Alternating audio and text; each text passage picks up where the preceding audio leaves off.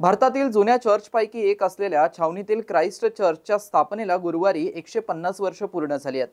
त्या निमित्ताने चर्चच्या 150व्या शतकोत्तर महासुवर्ण महोत्सवी वर्धापन दिन मोठ्या भक्तिभावात साजरा करण्यात आला। यावेळी 165व्या मिशन स्थापना दिन आणि प्रभू येशू नामाचा सण सुद्धा साजरा करण्यात आलाय। समाज बांधवांची या सणाला मोठी उपस्थिती होती। छावणी परिसरातील क्राइस्ट चर्च हे भारतातील सर्वात जुन्या चर्चपैकी एक चर्च आहे। 150 वर्षापूर्वी गोथिक पद्धतीने बांधलेल्या चर्चची मूळ इमारत बांधकामाचा अप्रतिम नमुना असून बांधकाम अद्यापही भक्कम आहे। हे चर्च 1875 साली तत्कालीन आचार्य रेबरंट रतनजी नवरोजी यांच्या देखरेखीखाली बांधण्यात आलं होतं। भारतातील जुन्या चर्चपैकी एक असलेल्या छावणीतील क्राइस्ट चर्च या स्थापनेला गुरुवारी 150 वर्ष पूर्ण झाली आहेत। त्या निमित्ताने चर्चच्या 150व्या शतकोत्तर महासुवर्ण महोत्सव वर्धापन दिन मोठ्या भक्तिभावात साजरा करण्यात आला। यावेळी 165वा मिशन स्थापना दिन आणि प्रभू येशू नामाचा सण सुद्धा भक्तिभाव, धर्मगुरूंच्या प्रार्थना आणि आशीर्वाद गाथेसह धार्मिक विधीने साजरा करण्यात आला। यावेळी समाज बांधवांची मोठ्या संख्येने उपस्थिती होती। कार्यक्रमाच्या निमित्ताने बिशप प्रकाश डी पाटोळे यांनी एडीएन सोबत बोलताना अधिक माहिती दिली आहे। आज आम्ही येथे जमलेलो आहोत। क्राइस्ट चर्च छावणी येथील हा 150वा वर्धापन दिन आहे आणि इथनं मिशन सेवा देखील चालू झालेली आहे। ती 165 वर्षाची आहे। येथे पूर्वीच्या मिशनरी लोकांनी येऊन हे चर्च चालू केलेलं होतं आणि त्यावेळेस फक्त 10 ते 11 लोक होते, परंतु त्यांनी आपल्या पायावरती उभं राहून निस्वार्थी वृत्तीने आणि प्रीती दाखल त्यांनी ही सेवा चालू केली आणि त्यामध्ये पुष्कळशी भर पडलेली आहे। पुष्कळसे आजूबाजूच्या खेड्यातले लोक इथे येतात। या वर्धापन दिनी त्यांना भोजन देण्यात येतं, त्यांच्यासाठी वेगवेगळे कार्यक्रम होतात आणि ह्या चर्चमधून आम्ही पुष्कळशी समाजसेवा देखील करत आहोत। गोरगरिबांना देखील आम्ही मदत करीत आहोत आणि पुष्कळसे उपक्रम आम्ही ह्या चर्चद्वारे काढत आहोत।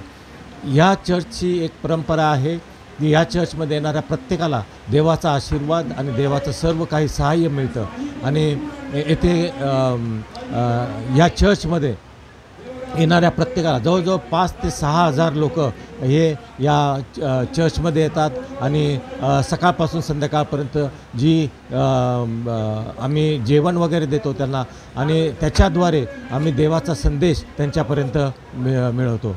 तर बिशप MU कसाब आणि ख्रिस्ती कृती समितीचे अध्यक्ष विजय निकाळजे यांनी या चर्चच्या कार्यकाळातील सामाजिक धार्मिक कार्याबाबत अधिक माहिती दिली आहे। मधुकर उत्तमराव कसाब आहे व मी मराठवाडा धर्मप्रांत बिशप म्हणून 2023 ला निवृत्त झालेलो आहे, परंतु सध्या नाशिक धर्मप्रांताचा प्रभारी बिशप म्हणून माझी नुकतीच नेमणूक केलेली आहे। औरंगाबाद या ठिकाणी किंवा छत्रपती संभाजीनगर या ठिकाणी जे क्राइस्ट चर्च आहे छावणीमध्ये स्थित, ते चर्च 1875 ला बांधलं गेलं असं म्हटले जाते आणि त्याचे पुरावे काही ख्रिस्ती मंडळी महाराष्ट्राच्या ख्रिस्ती मंडळीच्या इतिहासामध्ये मिळतात। परंतु या परिसरामध्ये 1860 आणि त्या अगोदर मिशनरी लोकांनी भेटी देऊन काही लोकांना बाप्तिस्मा दिला।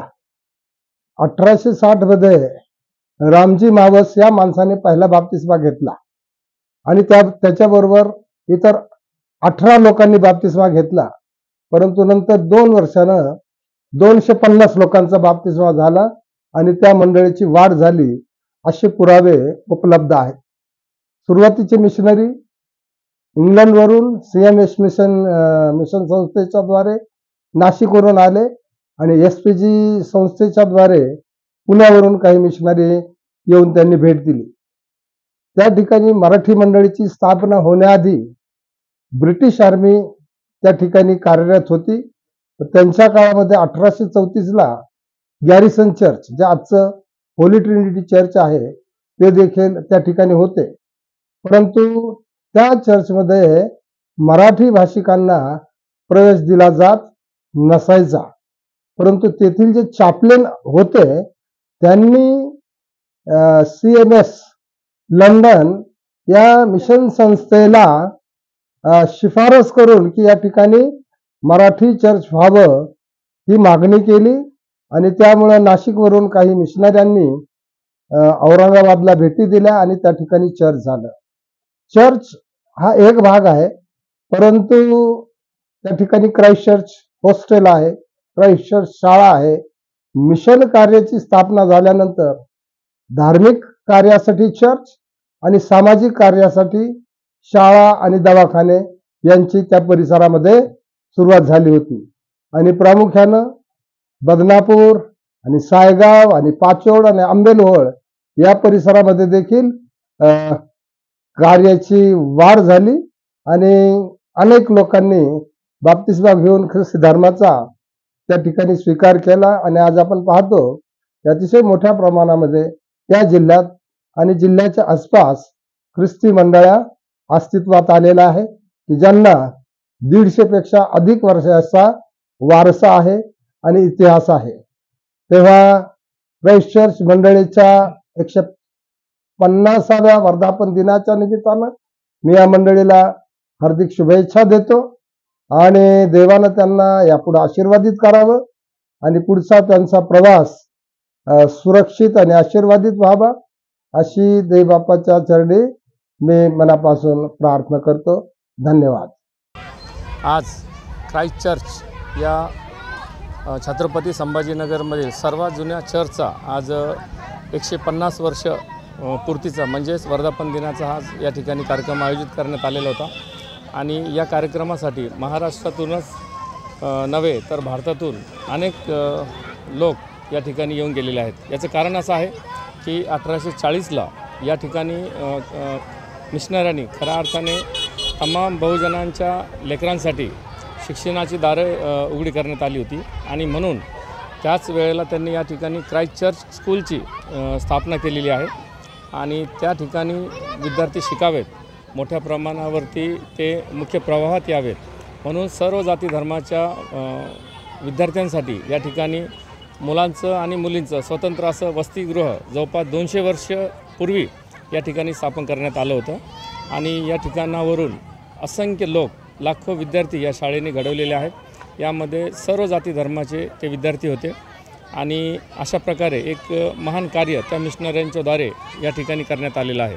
आणि म्हणून छावणी असेल, छावणीचा जो संपूर्ण परिसर असेल, यामध्ये देखील सर्व समाज बांधव ह्या शाळेतूनच शिकून मोठे झालेले आहेत.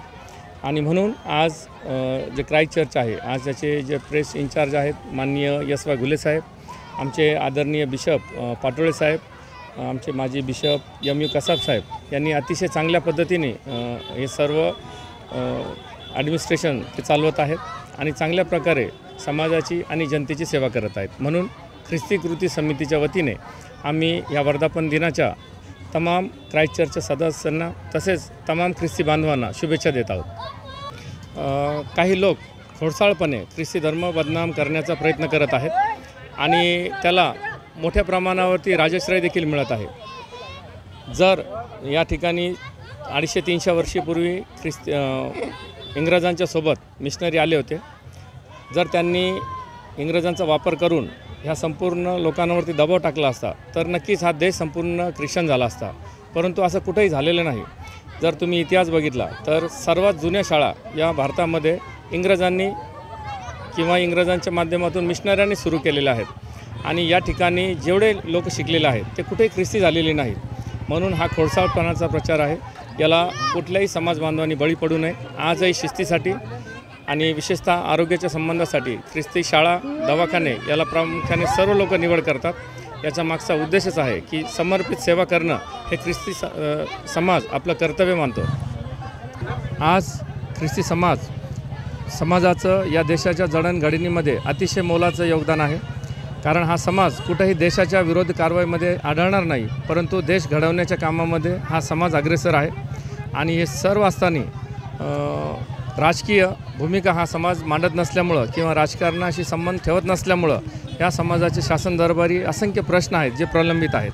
आम्ही येणाऱ्या काळामध्ये हे सर्व प्रकार थांबवण्यासाठी ख्रिस्ती समाजाने देखील राजकीय भूमिकेमध्ये यावं आणि जनतेची सेवा करण्यासाठी तरुणांनी विशेषतः पुढे येऊन राजकारणामध्ये सक्रिय सहभाग नोंदवावा.